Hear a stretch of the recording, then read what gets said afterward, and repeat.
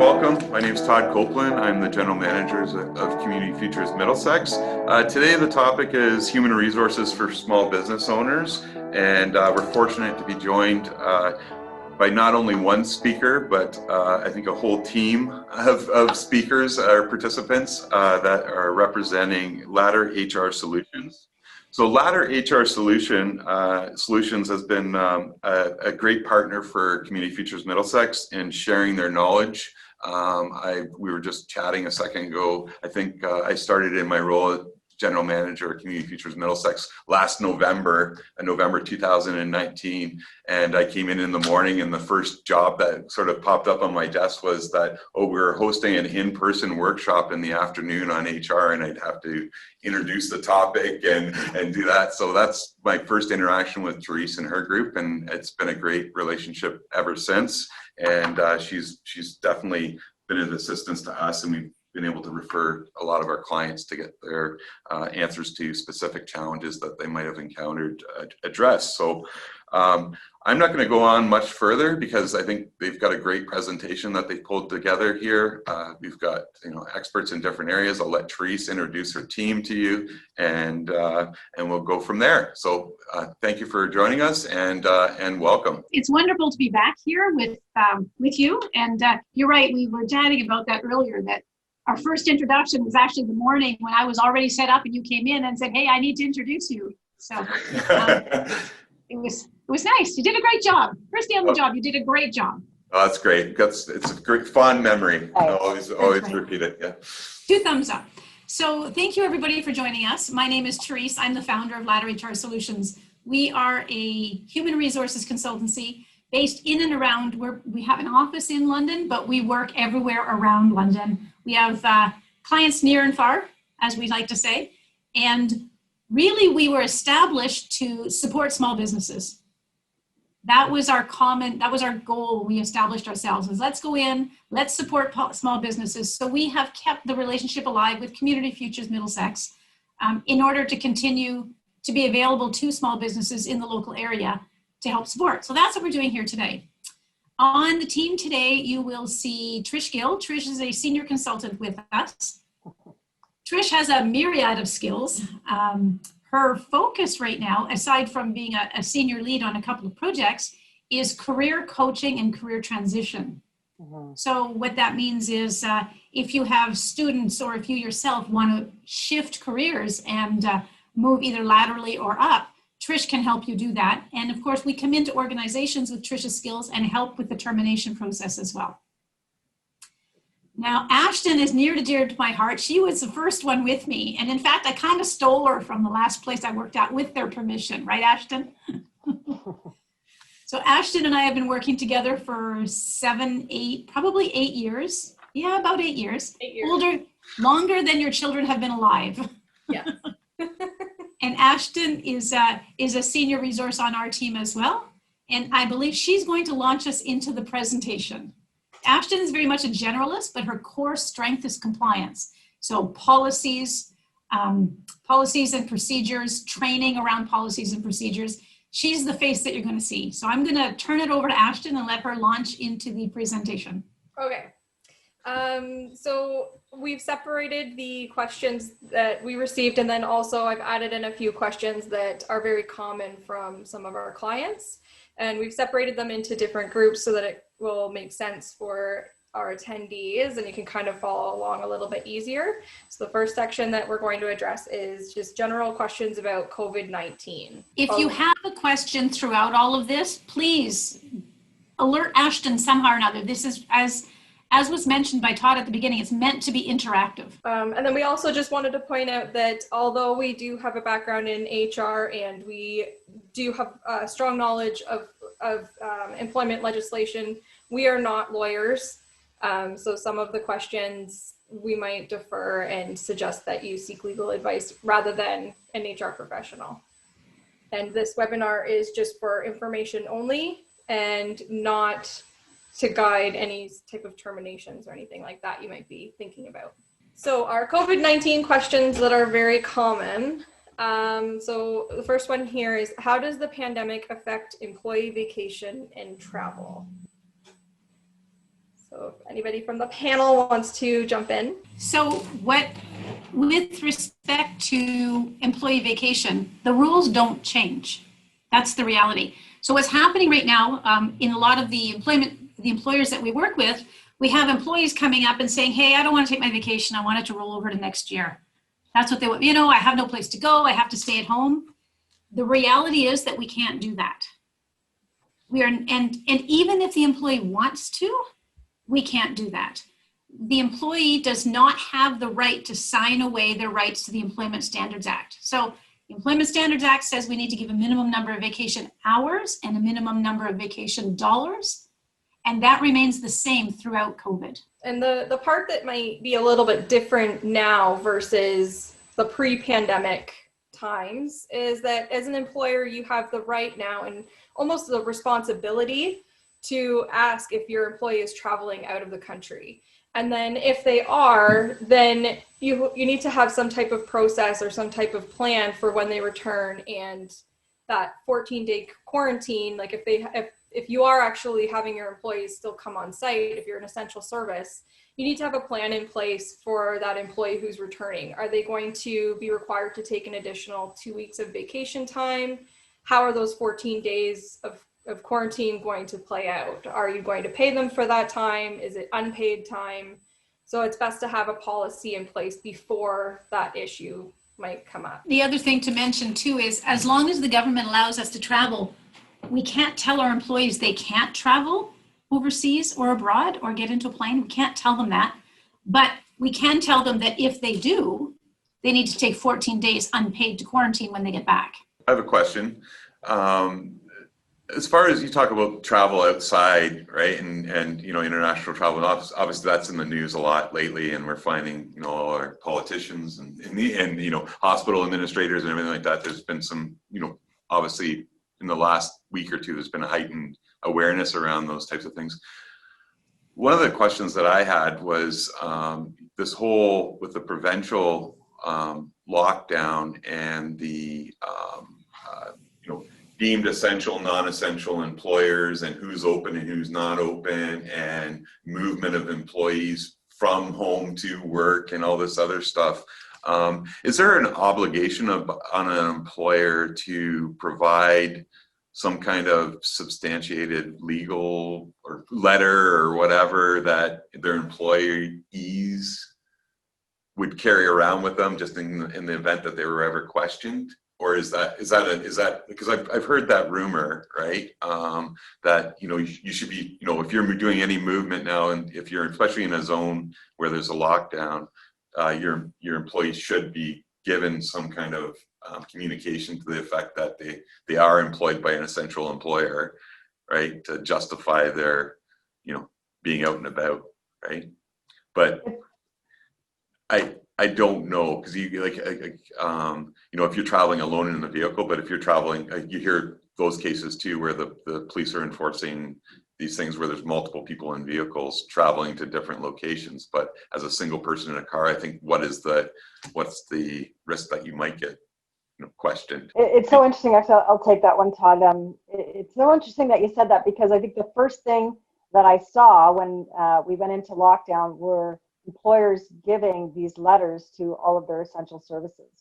I think that was to alleviate some of the anxiety of being pulled over and then having to explain yourself. Also, because they had indicated that the police were given the capability, working with the Ministry of Labor, to pull people, Ministry of Health and Ministry of Labor, to pull people over and to ask them. And now I can't substantiate this with fact, but I'm speaking to other subject matter experts. They actually indicated that the police are not going to be pulling over people randomly and checking, but it's good, I think, to have that information on you. The likelihood of you pulling over, what I hear out there is not very high unless there's a specific situation going on. So it's probably good to do that in order to alleviate your employees' anxiety, but I don't think that it's you're not going to be slapped with a fine if you're talking to someone and you're going to work to the hospital and they say, well, where's your evidence? I think you'll be given an opportunity. So. Yeah, no, I think it does, and I think it's also the employer anxiety too. As these things, it seems like as these multiple pages of interpretations of what is essential and what's not essential, and there's can be a lot of gray area interpretation there, right? In terming That's right. who is essential. So, I think it's an exercise that employers are going through, but then, how do can it be also used to, I guess, relieve anxiety of an employee, right? Okay, no, that helps. Yeah. So to piggyback a little bit on what Trish is saying, I agree with Trish 100%. That, it's really for the employees that we're doing this. And that's what we're all about as employers, right? Small employers, large employers. We need to make our employees comfortable. I am working with one very large client whose legal department has decided that if you're going to give a letter, you put the hours that they might be traveling. Okay. So that employees aren't able to use this as a free pass, so to speak. Now, I have not verified this with legal, but that's what legal of one employer that I'm working with has said. If you're going to do that and they need to be at work for 8, you say they're traveling between, 6 and 8 to get to work and 5 and 6 to go home or whatever that is. Now, I don't know if there would be any legal ramifications or negative repercussions out of anything like this. I have no idea.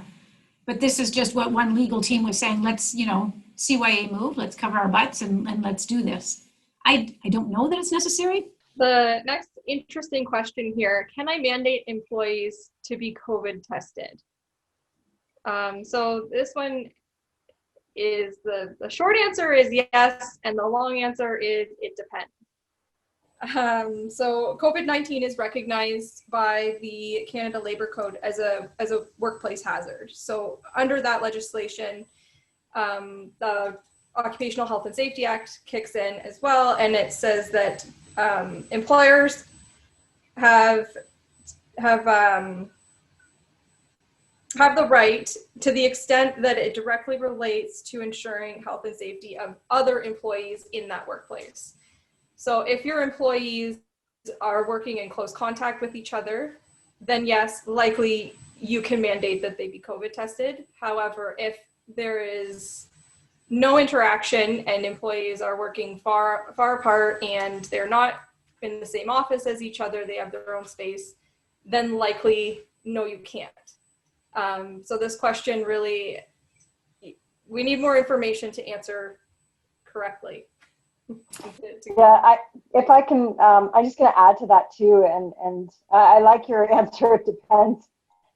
It's a great HR answer, but no, it's really about the reality is that you've got limited testing facilities and testing capabilities as well, and I think you can ask them to be tested, or the other side of it is you can ask them to be quarantined. You can quarantine them, ask them to quarantine for 14 days.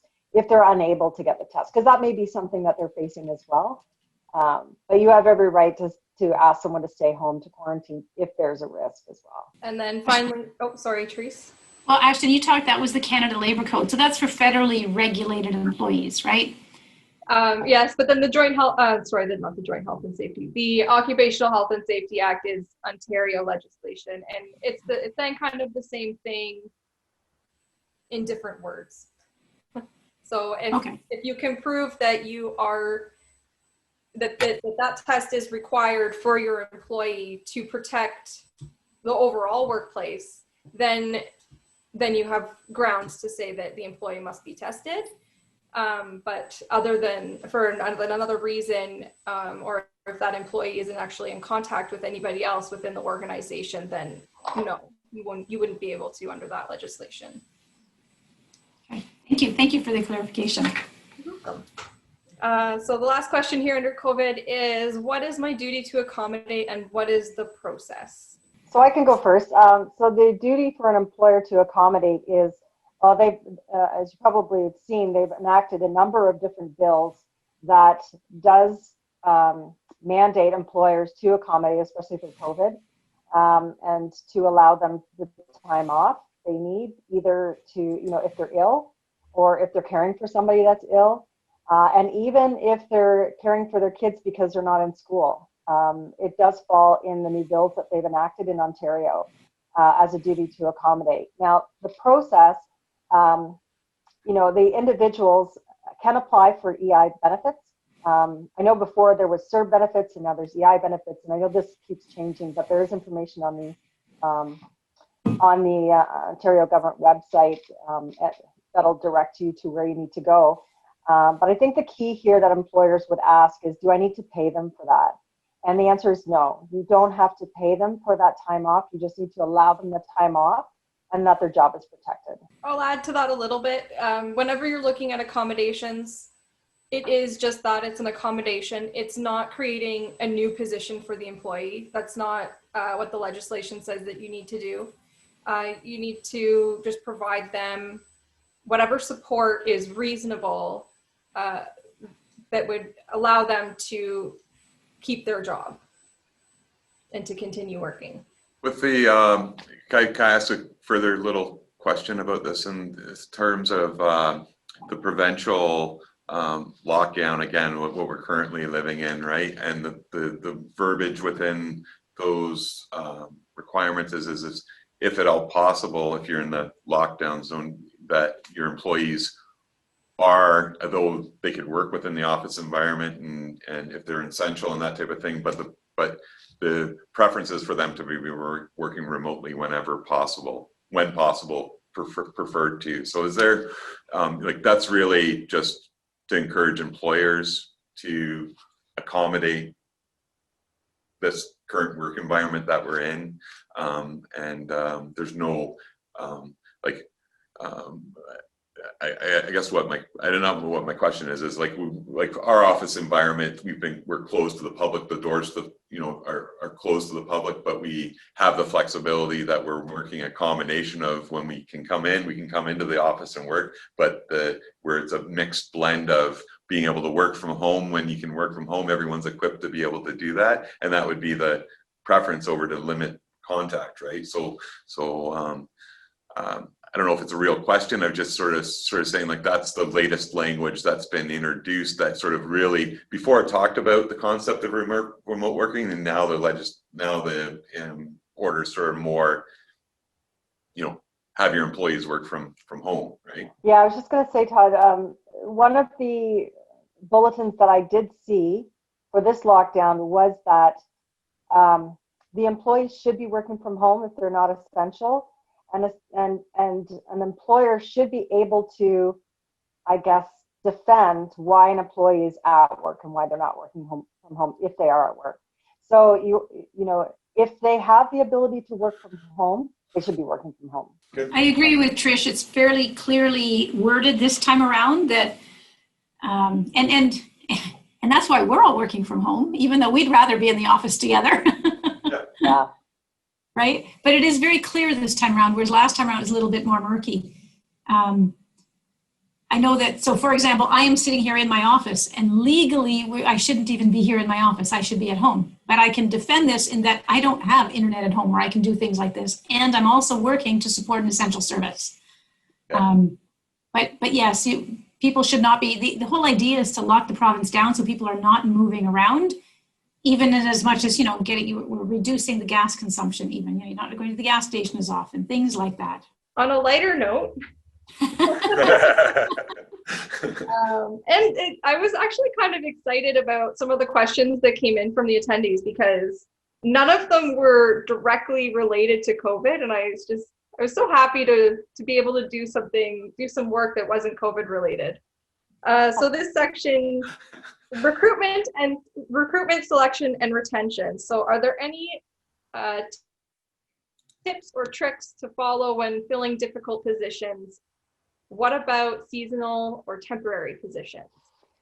So I read this, and depending on the industry that you're in and what barriers you're looking at, the one thing I thought about first and foremost is building a pipeline. And so if this is seasonal, it happens every year.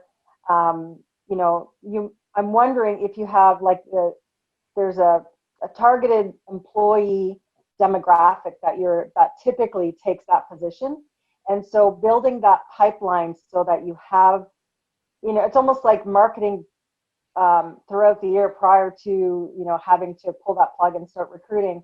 So for example, if it's, you know, if it's a seasonal position and you can hire high school students, then it would be working with the guidance counselors in those high schools and making sure that your jobs are posted. You know, getting yourself out there, but you know, also finding opportunities to present to some of these high schools or post-secondary schools is often a really good way to build a pipeline. But it is really about building a pipeline that you can pull on a yearly basis, and look at, you know, if you look at your trends in the past. So where did these employees come from initially?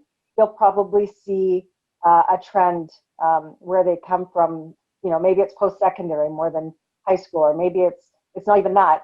Look at the demographics that are applying previously and try and target those areas for recruiting in the future. Recruiting for niche industries is something that provides a lot of frustration for most owners.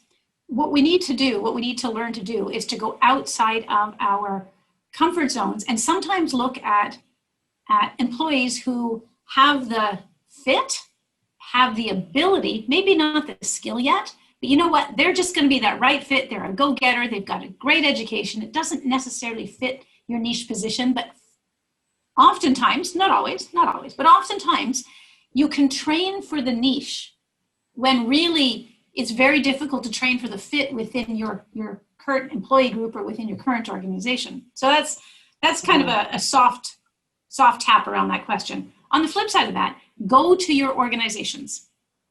That's the key. You go, so if you're in construction, you go to the construction organization, ask them, is there someplace I can post? Where are you getting your people? Look around at what your competitors are doing in the industry. Find out how your competitors are getting jobs, because every industry will be different. Every industry every industry definitely has a different flow from where the employees come. So, and we have to start looking outside of the perfect employee as well, right? Because what we know for sure in the recruiting world, and this is it's a statistic that you're all gonna sigh a little bit, you're not gonna be happy. You're not gonna be happy with this statistic, but the reality is that we get it 100% right 20% of the time, and we get it 100% wrong 20% of the time, and 60% of the time you've got a good solid core employee, right? That's the reality. You don't get it 100% right 100% of the time. Maybe if you're, one or two employees in your organization and you've got it right twice, great. At some point, it just isn't going to happen that way. So we need to understand our own organizations. We need to understand what's more important. Can we train the skill? Many times we can. If we can train the skill, then what's the next most important? Oh, well, you want somebody who's detail-oriented and process-oriented. Perfect. Then look for those skills and train the niche pieces. I think of two different stories, actually. So right now, I think there's a big, to your point, Therese, there's a big shortage of PSWs in healthcare, like it's so needed. And so I think nursing homes, for example, are doing exactly that. They're taking individuals who have the fit, who maybe have a little bit of health background, and training them on site for the duties that they need to be done. Because in healthcare, it's really hard to keep everybody there because they're screening them every day. And if they have a yes, they're off for 3 days and waiting for a test result. The other story that I was thinking of is I remember working for an employer, and we had a heck of a time hiring for a very specific job. It was in healthcare, and this one you had to have a certification in order to fill this position. And so what we did was we actually went down to, and there was only 3 colleges in Ontario that actually graduated these students. And so we went down to, the nearest one was Windsor, and we would present at St. Clair College and to the graduating students. And we would do giveaways, and but we did it every year. And then we would ask for resumes if they wanted to put the draw in, like their name in for the draw. And then we could follow up with them, and if they're interested in them, we actually sent a manager down to Windsor, took them out for lunch, met them a little bit, brought them to our London facility, showed them around. So you go a little over and above in order to attract the people that you want. If you have specific qualifications that you can't train in-house. Training in-house is a great, to the last point on the slide, retention strategy, definitely. I just wanted to share those stories because after that, the company that I worked for had no trouble hiring for this specific occupation, where others did. But we had developed such a good relationship with St. Clair College and the students. It was a 3-year program. And so people heard about us, you know, the word got out. And yeah, so that's definitely a great strategy to take. I've had the same experience that Trish did. I worked in an organization where we ended up only hiring straight out of school for about 5 years in a row because we had built such a great relationship with the school. And it was to the point that prior to career fairs and prior to students going out, the professors would call us and say, hey, I've got a great student here. You know, he's an A+ student. Do you want to talk to him? And we'd say, yes, of course we do. And then, you know, linking that, the question, what are some feasible retention strategies? The employee experience begins before being an employee. It begins at the candidate level. Every single interaction you have with every one of these candidates is where the potential employee experience starts. So the better you treat your employees when they were candidates, the happier they're going to be coming into the organization. And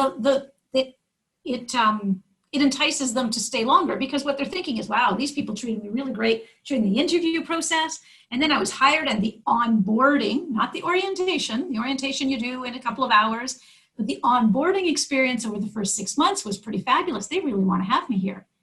You get your employees tied into the fabric of your organization right off the hop. So again, the candidate experience is just as important as the employee experience because that's where everybody starts, is as a candidate. Absolutely. Very good. I've got a question here for you guys as a panel. This individual identifies they get lots of applications but can't convert them to attending an interview. We've tried emailing, messaging, and even phoning. They say they'll come but don't show up. What can I do to get them to an interview? Wow. I think we're all struggling with that same thing. It's funny, I had made a little note here. I wanted to talk about that at some point. The reality that we're in, despite COVID, is it's still pretty much an employee's market. It's a very strange situation. And then to add on top of that was the minimum wage increase of 2017 that a lot of employers haven't caught up to, right? So they haven't increased sort of their middle tier of employees. And so when candidates hear about this, they will ghost you. If they have any idea what's going on in your organization, if it's not 100% positive, they're starting to ghost you because there are so many jobs out there. And again, you know, we hear about the job losses, and absolutely they're there. But for some reason, the candidates still have the upper hand right now because they are ghosting left, right, and center. I have a comment on that, and you're absolutely right, Therese. I experienced this with one of my clients a year ago when I was doing some recruiting for them and the ghosting that was going on. But I have to say that organizations do the same thing to their clients or to their candidates a lot of times. And so we've kind of created this culture where, you know, organizations will start, you know, selecting candidates. They'll do a phone interview with, let's say, 20 of them. And then now there is a disclaimer, you know, we'll only contact you if you're in for an interview. So you bring these people in for interview, you select somebody, but there are, and I'm guessing at a percentage, but it's a very high percentage where organizations don't get back to the other candidates. And they're left wondering, and they're calling like, did I get the business? So I think, you know, my advice for employers is to really try hard not to ghost your candidates and then hopefully create the culture where there's an expectation where I need to understand if you're not interested anymore, just let me know. So I wanted to add that. Yeah, and I'm going to build on that because that leads us to employer branding. So what's happening, especially in the smaller communities, is everybody knows what it's like to work for you. All they have to do is reach out on Facebook and find somebody. Say, hey, I'm looking at a job at ABC company. Does anybody work there? And people talk. We are human beings. We like to talk about our experiences. We like to share the negative, nasty things way more than we like to share the fun, positive things, right? So how your business is branded from an employee perspective is very important. So when you're exiting your employees, you need to be as careful with that as when you're onboarding your employees, because somebody's going to leave and say, oh my God, somebody just, I just got terminated. I don't know why. They walked me out the door. They didn't let me grab my stuff. They were very rude to me. Versus other experiences where you may be in a position, you can give working notice or who knows what. But that is how your employer brand is built. And in smaller communities, it spreads very quickly. And gets on the glass door. Sure, it sticks. It's very, very, very sticky. Yeah. The one thing, sorry, Ashton. The other thing that you can do is to make your recruitment process as quick and easy as possible for your candidates. Don't wait 2 weeks to call them after they've submitted their resume. If you've posted the position, maybe wait a week for resumes to come in, and then do your calls right away. And schedule the first interview on that call. So you're doing your phone interview, you like the person, schedule them in for an interview right away. Don't hang up and then call them back 3 days later. Because chances are, if they're a good candidate, they've put their resume out there for several positions and they'll have their pick, and another employer will scoop them up faster than you will if your process takes too long. It's interesting too. There's a lot of technology out there that actually helps you do that more effectively and efficiently. So applicant tracking systems, it makes, push one button and you get a push email to all your candidates saying, thank you very much for applying. We'll keep you in our records, but we're not going to choose you this time, or however you say it nicely. But if you don't have an applicant tracking system, if yours, it doesn't make sense to go there yet, depending on the size of the business. Indeed actually does have a great system. So if you sign up with Indeed, they have a reasonable simulation of an applicant tracking system on there, which gives the push emails. It just makes that process that much easier to get in touch with people back and forth. So there really isn't any excuse anymore. It can be done quite quickly to do that. Yeah, and in the end, even aside from all of that, if you're technology shy, you can hire a virtual assistant for $25 an hour who will scan all your resumes, send everybody an email, send them all to you. You choose them, they'll send everybody an email again. There are so many ways around it. There's no reason not to communicate with your candidates. Can I ask a question, Therese?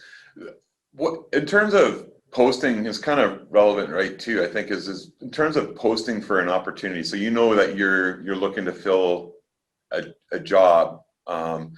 What's the ideal time frame that you should from post to close? So you don't want to post until you know that you're going to close. Like, I think that has a factor too, right? Because a lot of times when people are thinking of positions, right, sometimes it doesn't work out. Like you might think, oh, you're gonna post close in 4 weeks, but it takes that extended time period. So like, what point, like how long do you want a job out there before, like sitting there? And I think that's the problem too, is people get frustrated by the length of time that employers maybe are posting positions and not being, not hearing anything from them. And then maybe that kind of contributes to the effect, right, of employees looking for opportunities, right?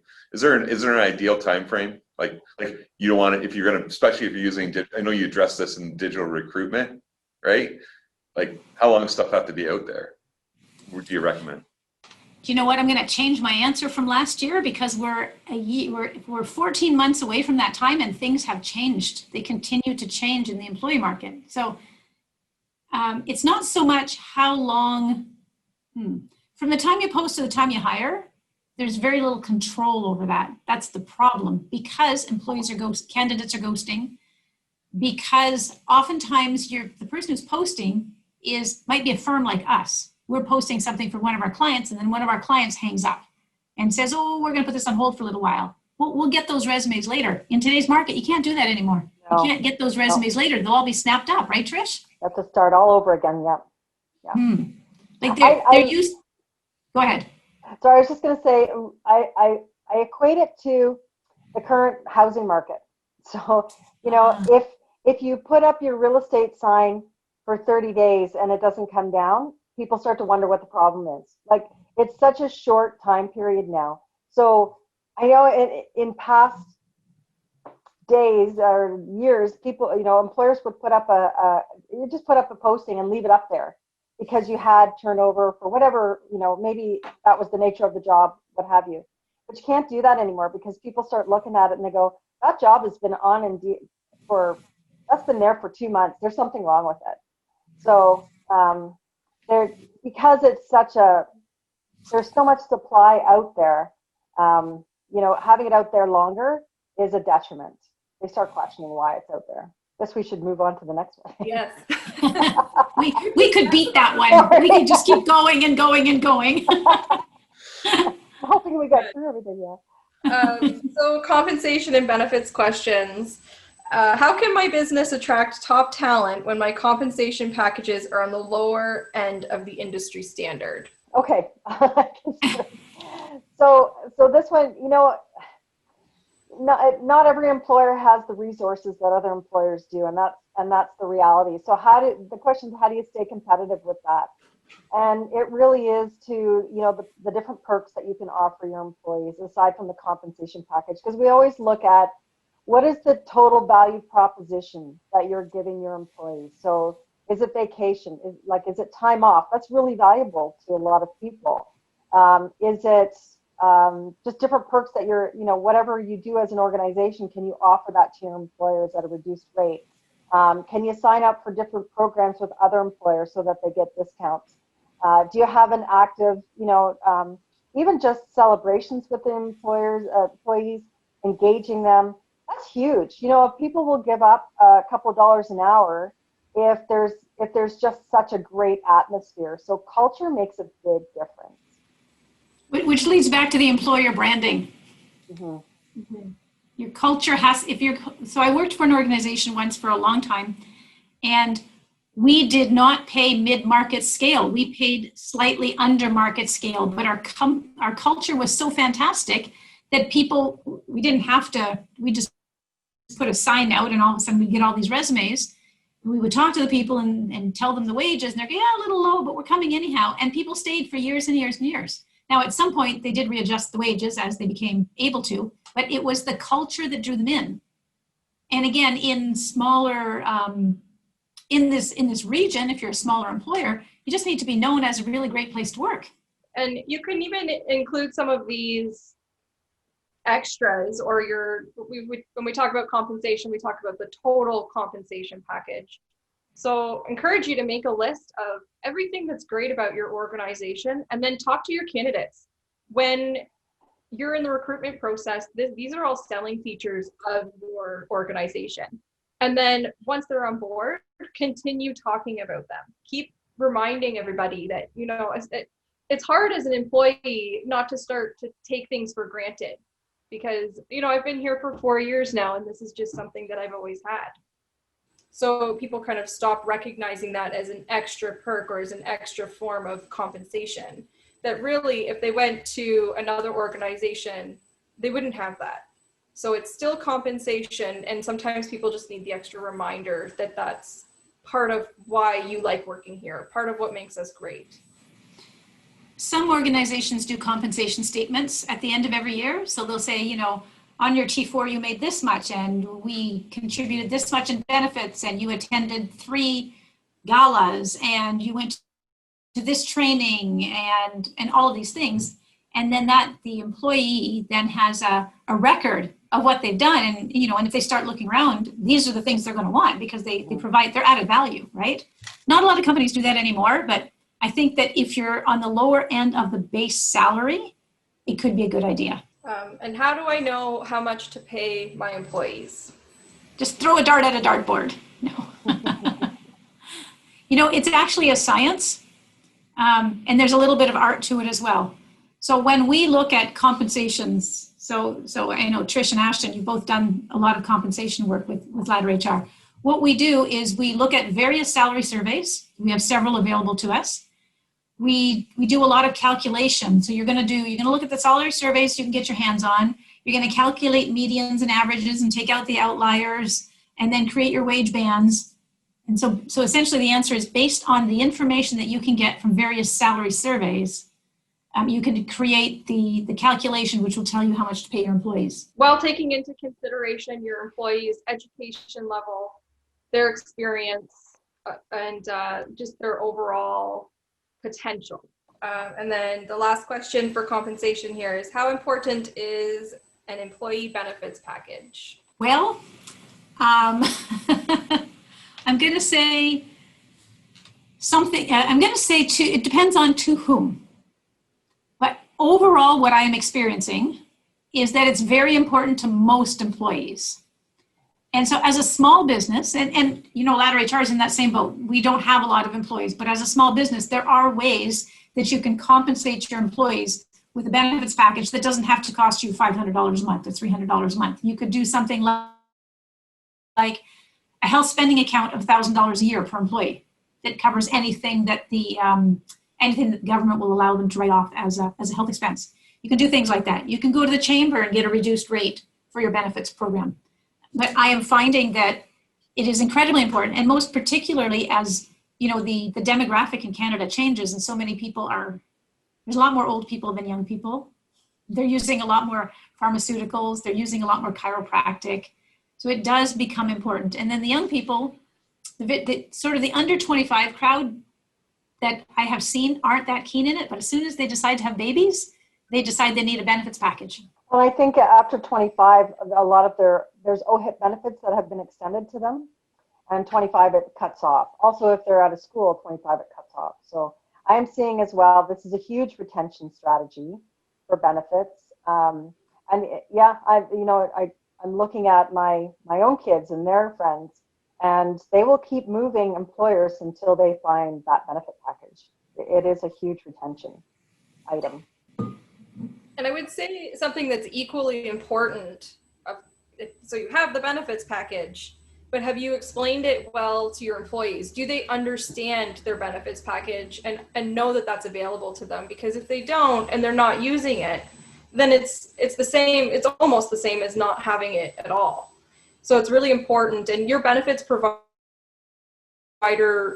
will have somebody. Your benefits administrator could come in and do a presentation to your employees to explain what's included, how to use it, and to encourage them to take advantage of those benefits. Just for time, I'm going to skip to some of the compliance questions because I know some of the attendees there were a couple questions that came in for that. So just for time, so that we get to them in the hour here. So the first one for compliance is, are public holidays included in insurable hours when it comes to the record of employment? So the answer here is yes. Insurable hours will be the hours that the person would have worked. So if it was a public holiday and they ended up not working it because it was a holiday, it would be included in the insurable hours. If someone is laid off due to COVID, but anticipate to returning to the same employer, how does that affect what they need to do to qualify for EI or CERB? Do they have to be looking for a job while collecting these benefits when they plan to return to this employer? So CERB is a little bit different than EI. Yeah, so I think, and I have not looked into this specifically, but back in the day prior to COVID, if you were on EI, you had to be looking for a job and you had to prove that you were looking for a job. My belief at this moment, and Ashton, please correct me if I'm wrong, is that if you are laid off because of COVID, you don't have to be looking for a job because you plan to come back when COVID is done. 3 for 3. Does that answer your question, Cindy? And when an employee works on a public holiday and receives a day off in lieu, does the employer have authority to stipulate when the employee must use their lieu day? We had a whole background discussion on this one. It was a good question. We had to refresh our memories on this, but so when an employee works on a public holiday and receives a day off in lieu, does the employer have the authority to stipulate? Yes, they do. The fact is that employers actually have the right to determine when employees can take their vacation as well as their lieu day. Now, the only caveat to that is that they're not going to be very happy about it. So, if you're looking to improve employee engagement, you may want to give them a little bit of leeway on that, but always recommending to have that the employee take it within 3 months after earning that lieu day. But the reality is that employer can stipulate when that day off is, and often do actually. So I look at July 1st, which could happen on a Wednesday, and so an employer may say, okay, well, you know, you work on the Wednesday, but you get the Friday off. Everybody gets a Friday off. Like it's quite a common practice from that perspective. And I'm also going to add that if you end up doing that with your employees and you allow them to, let's say, swap a public holiday date, you should always get that in writing that they've agreed to that, and that it would be excellent if you could get them to schedule it in advance. So then it could be something as simple as an email that says, Canada Day, July 1st, occurs on Wednesday this year, so I will be taking Friday off July 3rd in lieu of Canada Day. So I will be working on Canada Day, taking the Friday off instead. If you can get that in writing, then that's an excellent way to just kind of just cover you, to make sure that you have evidence that yes, we're still giving them the public holiday. It's just not happening on the actual date. Okay. Document. You got it. And then the last question here is very loaded. What's the best way to fire somebody? Please reach out if you want to fire somebody. Yes, yes. There's a good way and there's a really bad way, and the really bad way will likely have the lawyers knocking at your door as well. So the best way, you know, obviously there's a reason, and you want to make sure that you've got, again, your documentation behind it, making sure that, you know, the employee has had time to correct whatever's going wrong. I mean, obviously there's things that, you know, you just can't forgive, like someone walking out the door with a computer or something like that. That's a just cause.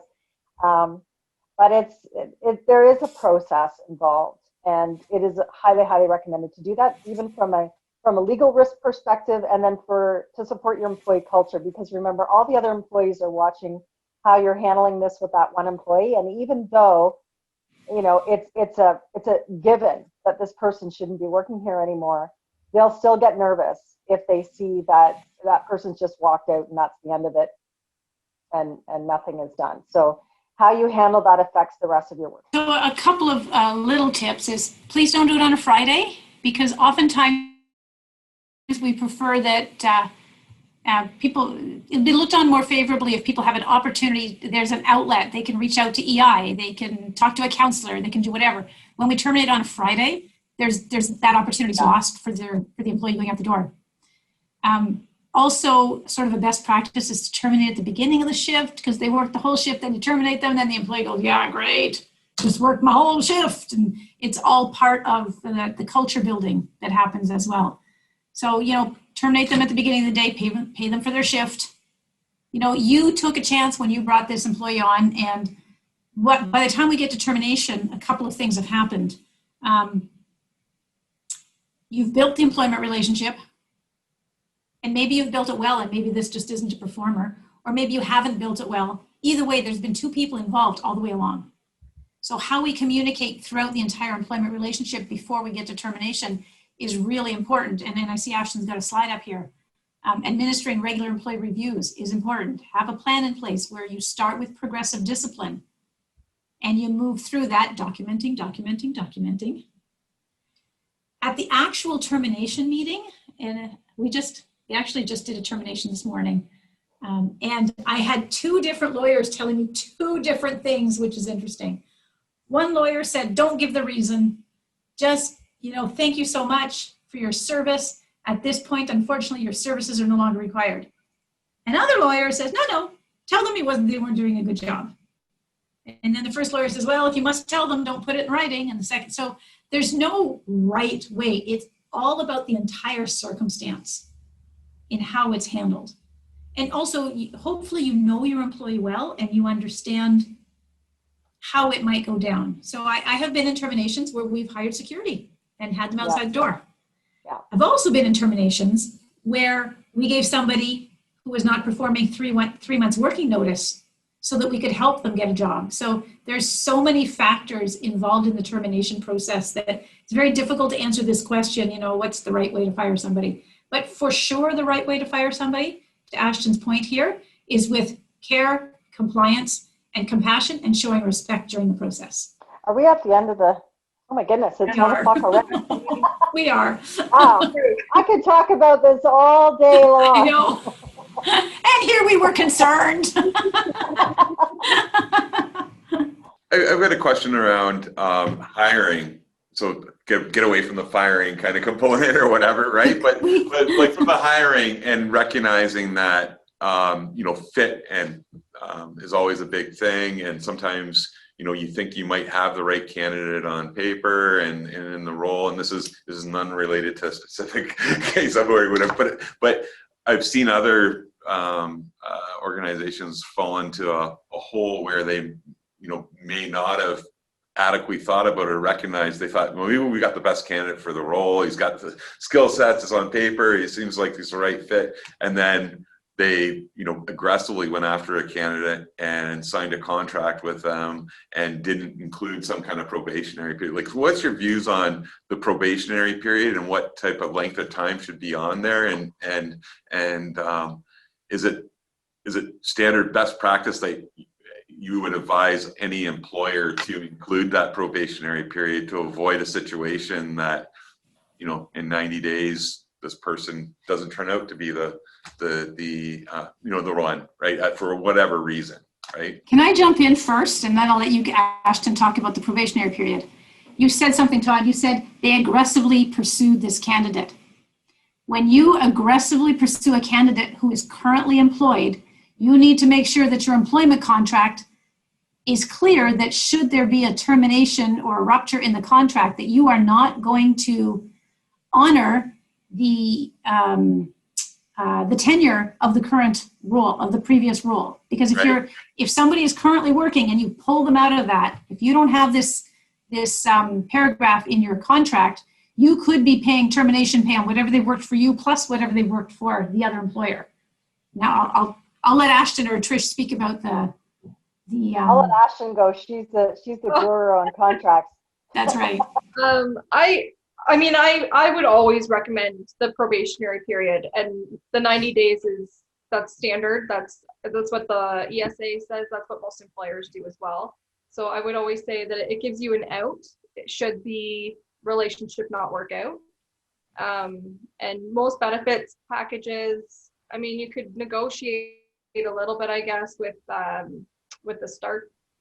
starting somebody on a benefits package, but most benefits packages require the waiting period anyways. So again, the 3 months, I would highly recommend just sticking with that. You're not, you know, if you're thinking that it's going to help you compete for talent, it's probably not, because most companies are doing that anyways. So you're not being any different, really. No, and I think anytime you go against the norm is when you start. That's when they're calling you guys, I guess, right? They've made a mistake and now they're trying to figure it out, right? What's the solution, right? So, no, that's good. The only time I might waive a benefit or a probationary period is if you were moving in a current employee from a part-time position where there was no benefits or there was nothing available to them to a full-time position where you are off of that. Then you've already developed the relationship. You already know the employee. You know that, well, hopefully you know that the relationship is going to work out. So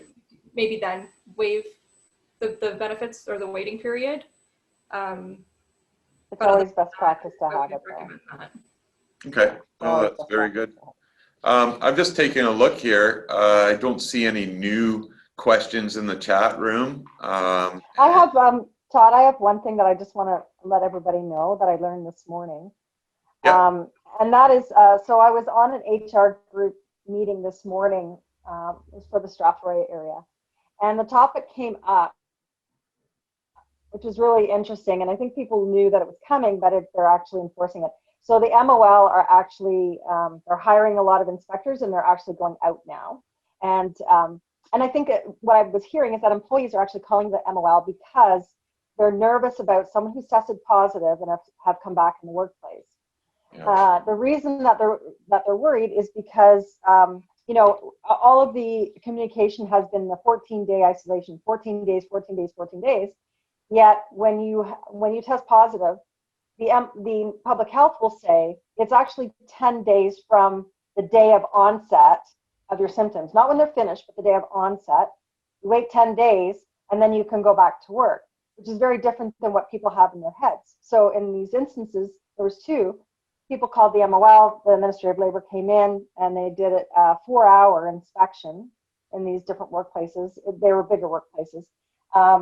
But what was interesting is, and this is just for anybody who's online, just as an FYI, make sure that you have trained your employees on how to wear masks, because they were looking for that specifically. And any employee who was not wearing a mask, I think they gave, a couple of free rides on this one. They said, we could be fining you for that. So whether you're in the break room or whether you're, just FYI, this just happened, I think, in the last week. So they're getting more active, and the employees are taking advantage of that because they're nervous. They're afraid. Right? They're afraid. So for sure. Yeah, so I just wanted to share that. Yeah, no, and I think involvement in, I was on an economic resiliency task force with employers involved in it, and right from the onset, right, of this thing, and that was the concern from the employer and manufacturer kind of standpoint, was that, it was really the legislation and the expectations are kind of clear, but how do you implement them, right? And there wasn't as clear projection, so there was a lot of I think a lot of employers were feeling, and they probably still are, is, there's these expectations, but how do you implement them? And it's really subject to them interpreting and their own environment, because all these, it's hard to implement that stuff across the diversity of the different work environments that exist out there, right? So, now, that's when enforcement wasn't maybe as proactive, and now that we're hearing stories of more enforcement kind of efforts, or checking in and that kind of stuff. It's a lot of employers are probably feeling a bit of anxiety of, like, well, I did the best that we can, right, to ensure that my employees are safe and working in a safe work environment. But that's only in the eye of the beholder, right? Because everyone has their own interpretation of the regulations, right, and what it means. Yeah. So there actually is an organization. The short form is WSPS. You can look it up on the internet, and they'll actually come out and do a free audit for you to say, here's where your gaps are. So I would recommend that. The other thing I wanted to say is, apparently there is an obligation to notify the Ministry of Labor if someone tested positive as a result of being on the workplace too. And I don't think many people knew that either. Now, it's hard to determine that right away until all the contact tracing has been done. But if that person had, tested positive because they were at the workplace, then you're supposed to notify the Ministry of Labor. I didn't even know that. It was something I learned this morning. So I think that's the nature of this, what we're all living, right? Is this just the information overload that's changing day to day, right? And I definitely appreciate, I think this turned into, we didn't know quite how this was gonna evolve and stuff like that. We filled an hour fairly quickly. We didn't even go through all the slides, but I think you did a good job of addressing the questions that were raised previously, as well as the ones that were raised either directly through me. And I'll just check one last time here to make sure that we're not missing anything. Yeah, nothing new in the chat box. So definitely appreciate the time of all three of you. It's very rare that we would get three speakers from the same organization, but I guess that shows the commitment of Ladder HR Solutions and the support that they provide to us, and willingness to share their knowledge.